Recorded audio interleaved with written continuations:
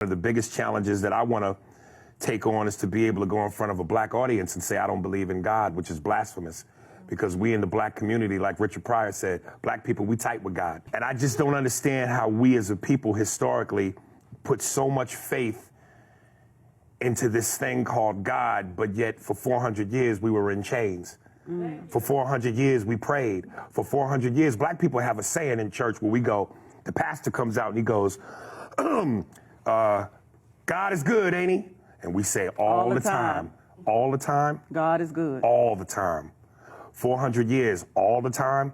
The 60s, all the time. The 4 black girls that died in the church bombing in Alabama, all the time.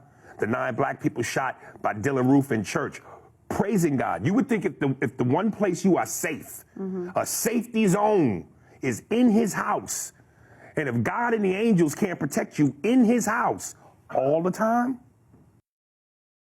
I've always said I've always been in a struggle with religion and God, because I know that there are more of them out there, but I think I'm this close, if I'm not already there, to being a black atheist. I don't know that I believe in God. There's a black atheist. There's a lot of them. I haven't completely crossed over, but I'm like Anakin Skywalker. I'm so close to the dark side that I'm starting to feel like my faith in religion and humanity and what this all is supposed to mean is a bunch of bullshit. Really? Yeah. Faith and humanity. Yeah. Listen, and I don't know whether God is black or white, but here's my thinking. Let's just say, okay, God is black. And people, slaves were praying and, oh, my Lord, Lord, Lord, Lord. Freedom gonna come one day. Well, freedom is inevitable. We weren't gonna stay slaves forever.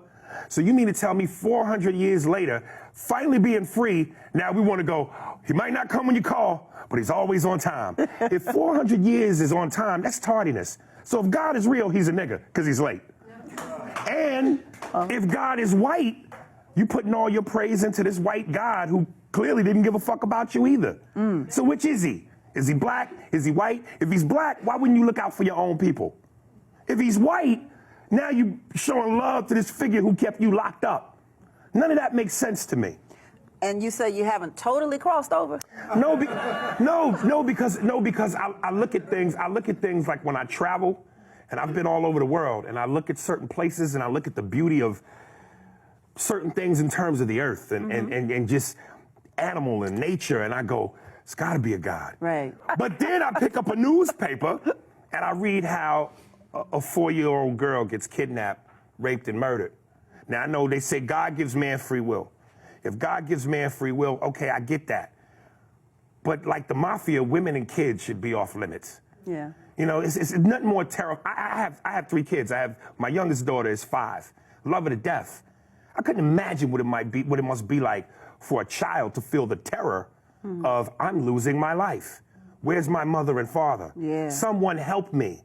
And if God can't step in at that moment and go, look, I know I give man free will, but this is a kid. All bets is off.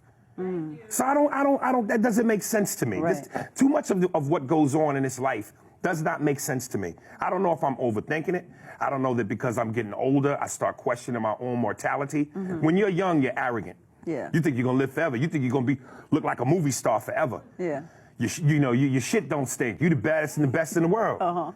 But the older you get, and your back starts hurting, and you making noise when you get out of bed, and what's this pain on my knee?